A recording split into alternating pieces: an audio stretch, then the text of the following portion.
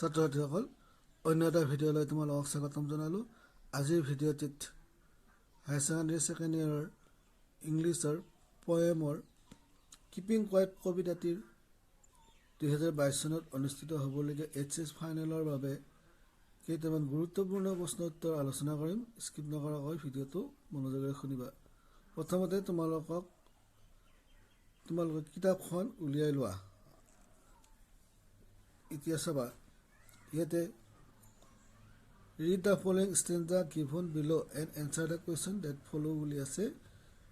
ইয়াৰ পৰা তোমালোকক now we will this arm so much now we will এইখিনিত আৰু তোমালোকৰ বাক্য কেইটামান আছে। now we will ৰ পৰা arm so much লৈ তুলি দিয়া হৈছে। এতিয়া ইয়াৰ পৰা তোমালোকৰ প্ৰশ্ন চাবা, এনেকুৱা ধৰণৰ প্ৰশ্ন আহিব তোমালোকৰ। How long does the poet want to stay still? এনচাৰটো হ'ব কি? The poet wants to count to 12 and stay still for a brief moment. Next চাবা, why does the poet ask to keep still and not use any language? এনচাৰটো চাবা, the poet asks us to keep still and not use any language so that we will be able to interpret and understand our fellow beings. If we do not use any language, there will be no dispute or quarrel among us, and we will be able to celebrate peace and brotherhood. ছাত্ৰ-ছাত্ৰীসকল, এই প্ৰশ্ন তোমালোকৰ বাবে অতি গুৰুত্বপূৰ্ণ, তোমালোকে লিখি ল'বা। নেক্সট চাবা, what does the poet mean by not move our arms? এনচাৰটো চাবা, by this line the poet says that we should not make any physical movement during the moment of stillness. By the word arms, he may also refer to the weapons and thus tell us not to use them for sake of maintaining peace and harmony. ছাত্ৰ-ছাত্ৰীসকল, তোমালোকে নিশ্চয় বুজি পাই আছা। তোমালোকে মনোযোগেৰে শুনিবা আৰু লিখি ল'বা। ইয়াৰ দ্বাৰা তোমালোকে যথেষ্টখিনি উপকৃত হ'ব পাৰিবা। নেক্সট চাবা, 2 নম্বৰ প্ৰশ্নটো চাবা, fishermen in the cold sea hard hands. 1 number প্ৰশ্নটো, what do fishermen usually do in the cold sea? Fishermen usually harm holes in the cold sea. What does the poet ask fishermen to do? The poet asks fishermen not to harm holes. What has happened to the men gathering salt? The hands of the men gathering salt have been injured. What should the men gathering salt do? The man gathering salt should look at his hurt hands. Next চাবা তোমালোকে, it would be sudden stillness. What would be an aesthetic movement? The movement of stillness would be an aesthetic movement. Next চাবা, what would be the feeling of us at that time? At that time, we would feel strange since everything around us would be silent and peaceful. What does it refers to? It refers to movement of stillness. Next, those who prepare say doing nothing. So, what are the different kinds of words mentioned in the stanza? The different kinds of words are green words, words with gas, and words with fires. Next, what kind of victory do they achieve? They achieve such victory where no one would be left alive to celebrate. What would the worm-monks do? The worm-monks should put on clean clothes and walk with their brothers, celebrating brotherhood. Find the words in the pages that means those left alive win. কি হ'ব এতিয়া? Those left alive মানে হ'ল servious, win মানে হ'ল victory. Next চাবা এতিয়া এই বস্তুটো চাবা what I want over our lives. What I want ourselves with death. What does the poet want? What should it not be confused with? The poet wants the moment of stillness. It should not be confused with total inactivity. What does want no trunk with death mean? Total inactivity is similar to death. It does not advocate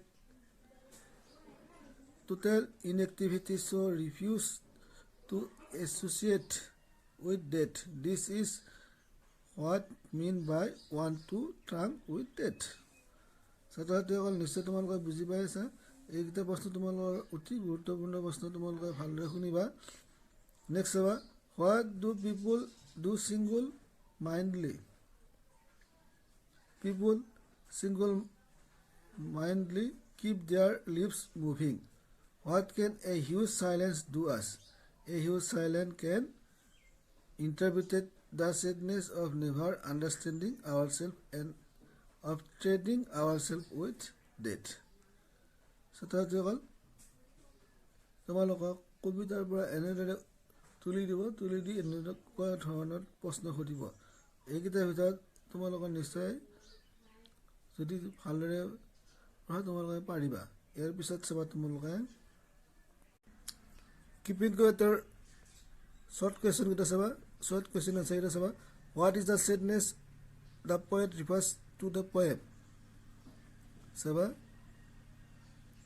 because of our non-stop activities we don't get any sense to interpret and to understand others. Moreover, they are also afraid of death, and that is why want to achieve everything before they die. This is the sadness of poet refers to. Egitaw sawa tomalo what will counting to 12 and keeping still help achieve saba. Next itu saba what symbol from nature does the poet invoke to say that there can be life under apparent stillness. মনোযোগৰে শুনিবা এতিয়া। The poet invokes the symbols of season to say that there can be life under apparent stillness. During the winter season, everything around us seems too inactive and lifeless, but when spring comes, it provokes to be alive. Similarly, remaining still movement will give our lives a new meaning. It is why would goodness to be an aesthetic movement? Goodness would be an instant of universal peace and brotherhood. During that movement, there would be no rush and hurry and hostility among the living beings. So it would be an aesthetic movement. দেখা পাই আছে তোমালোকে মনোযোগে এইবিলাক বস্তু চাবা। এইটো চাবা এতিয়া who are the brothers mentioned in the poem?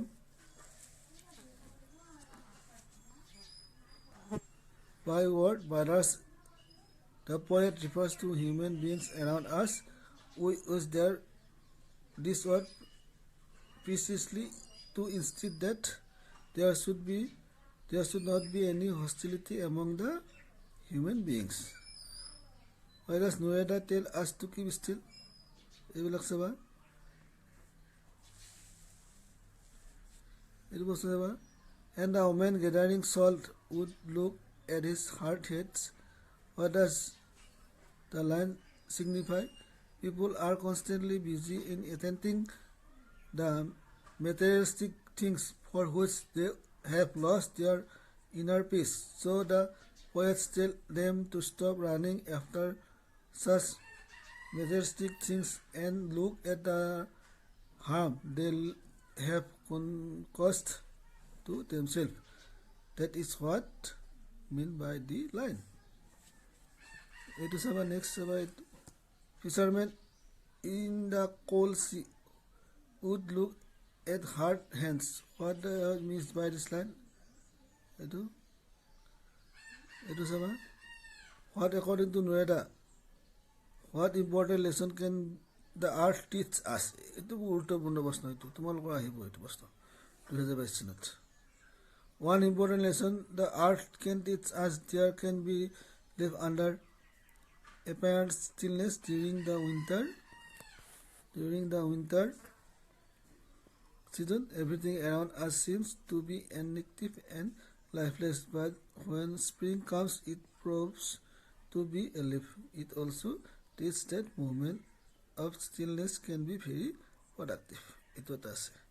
ছাত্ৰসকল তোমালোকে নিশ্চয় বুজি পাইছা তোমালোকক মই কিপিং কোৱেটৰ যিকেইটা গুৰুত্বপূৰ্ণ প্ৰশ্ন উত্তৰ গোটেইকেইটা তোমালোকৰ লগত আলোচনা কৰিলোঁ তোমালোকে মোৰ এই ইউটিউব চেনেলটো ছাবস্ক্ৰাইব কৰি ৰাখিবা যাতে মই ভিডিঅ' দিয়াৰ লগে লগে তোমালোকে পোৱা ধন্যবাদ